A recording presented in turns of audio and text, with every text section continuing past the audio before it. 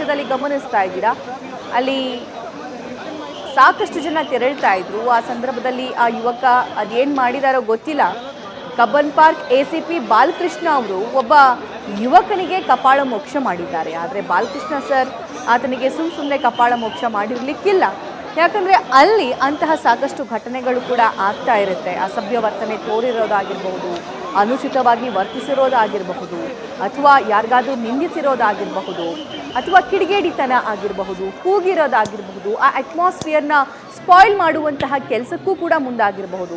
So ಇವೆಲ್ಲ ಕಾರಣಗಳು ಕೂಡ ಇರ್ತವೆ. ಹಾಗಾಗಿ ಕಬ್ಬನ್ ಪಾರ್ಕ್ ACP ಆ ಯುವಕನಿಗೆ ಕಪಾಳ ಮೋಕ್ಷ ಮಾಡಿರೋದನ್ನು ಕೂಡ ಗಮನಿಸಬಹುದು. ಅದೇ ರೀತಿಯಾಗಿ ಮತ್ತೊಂದು ಭಾಗದಲ್ಲೂ ಕೂಡ ಹಿರಿಯ ಪೊಲೀಸ್ ಅಧಿಕಾರಿ ಒಬ್ಬ ಯುವಕನಿಗೆ ಕಪಾಳ ಮೋಕ್ಷ ಮಾಡ್ತಾರೆ. ಸೊ ಆತನೂ ಕೂಡ ಅನುಚಿತವಾಗಿ ವರ್ತಿಸಿರೋದು, ಸೊ ಓಕೆ ಅವರೇ ಅನ್ನುವಂತಹ ಡೀಟೇಲ್ಸ್ ಇದೆ. ಸೊ ಕಬ್ಬನ್ ಪಾರ್ಕ್ ACP ಅವರೇ ಬೇರೊಬ್ಬ ಯುವಕನಿಗೂ ಕೂಡ ಅಲ್ಲಿ ಕಪಾಳ ಮೋಕ್ಷ ಮಾಡ್ತಾರೆ. ಯಾಕಂದರೆ ಅವ್ರ ಮೇಲೆ ತುಂಬ ಜಾಸ್ತಿ ಒತ್ತಡ ಇರುತ್ತೆ. ಯಾವುದೂ ಅಹಿತಕರ ಘಟನೆ ಆಗಬಾರ್ದು, ಯಾವುದೂ ಕೂಡ ಅಲ್ಲಿ ಮಿಸ್ಬಿಹೇವ್ ಥರ ಪ್ರಕರಣಗಳು ಆಗಬಾರ್ದು. ಸೊ 2016ರಲ್ಲಿ ಆಗಿರುವಂತಹ ಪ್ರಕರಣ ಆಗಿರ್ಬೋದು, 2019ರಲ್ಲಿ ಈ DJ ಹಳ್ಳಿ, KJ ಹಳ್ಳಿ, ಕಮ್ಮನಹಳ್ಳಿ ಕಡೆ ಆಗಿರುವಂತಹ ಪ್ರಕರಣ ಆಗಿರ್ಬೋದು, ಚರ್ಚ್ ಸ್ಟ್ರೀಟಲ್ಲಿ ಆಗಿರುವಂಥ ಪ್ರಕರಣ ಆಗಿರ್ಬೋದು, ಅಂತಹ ಪ್ರಕರಣಗಳು ಮರುಕಳಿಸದಂತೆ ಹೆಚ್ಚಿನ ಒತ್ತಡ ಪೊಲೀಸರ ಮೇಲೂ ಕೂಡ ಇರುತ್ತೆ.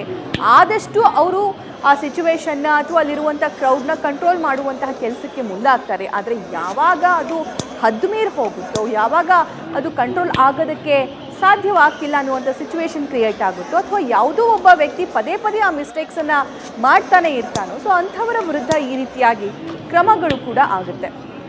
ಹೋಗುವವರು ಕೂಡ ತುಂಬಾ ಸೂಕ್ಷ್ಮವಾಗಿರಬೇಕು, ಅಲರ್ಟ್ ಆಗಿರಬೇಕು. ಯಾಕಂದರೆ ತುಂಬ ಕಡಿಮೆ ಜನ ಪೊಲೀಸರು ಇರೋ ಟೈಮಲ್ಲಿ ಲಕ್ಷಾಂತರ ಜನ ಈ ಸ್ಟ್ರೀಟಲ್ಲಿ ಕಂಡು ಬರ್ತಾರೆ. ಅವರೆಲ್ಲರ ಮೇಲೂ ಕೂಡ ನಿಗಾ ಇಡೋದಕ್ಕೆ ಸಾಧ್ಯ ಆಗೋದಿಲ್ಲ.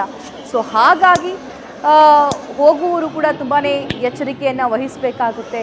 ಬೇರೆಯವ್ರಿಗೆ ಡಿಸ್ಟರ್ಬ್ ಆಗದೆ ಇರೋ ಥರ ನೋಡ್ಕೋಬೇಕಾಗುತ್ತೆ. ಸೊ ಎಲ್ಲರೂ ಕೂಡ ಅಲ್ಲಿ ಒಳ್ಳೆ ರೀತಿಯಾಗಿ ಬಿಹೇವ್ ಮಾಡ್ತಾರೆ ಅಂತ ಹೇಳೋಕ್ಕಾಗಲ್ಲ. ಅಲ್ಲಲ್ಲಿ ಕಿಡಿಗೇಡಿಗಳು ಕೂಡ ಇರ್ತಾರೆ.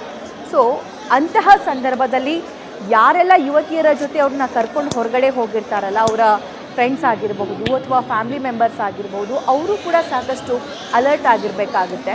ಇನ್ನು ಬೇರೆ ಬೇರೆ ಭಾಗದಲ್ಲೂ ಕೂಡ ಸೆಲೆಬ್ರೇಷನ್ಸ್ಗಳು ನಡೀತಾ ಇವೆ. ಆದರೆ ಬೆಂಗಳೂರಲ್ಲಿ ಈ ರೀತಿ ಅಸಭ್ಯ ವರ್ತನೆಯ ಘಟನೆಗಳು ರಿಪೀಟ್ ಆಗ್ತಾ ಇದ್ದರೆ, ಬೇರೆ ಕಡೆ ತುಂಬ ಚೆನ್ನಾಗಿ, ತುಂಬ ಶಾಂತತೆಯಿಂದ, ತುಂಬ ಸಂತೋಷದಿಂದ ನ್ಯೂ ಇಯರ್ನ ವೆಲ್ಕಮ್ ಮಾಡ್ಕೊಳ್ತಾ ಇದ್ದಾರೆ. ಇನ್ನೇನು 30 ನಿಮಿಷ ಮಾತ್ರ ಬಾಕಿ ಇದೆ. ನ್ಯೂಸ್ ಫಸ್ಟ್, ನಿರ್ಭೀತಿಯಿಂದ ನಿಮ್ಮ ಪರವಾಗಿ.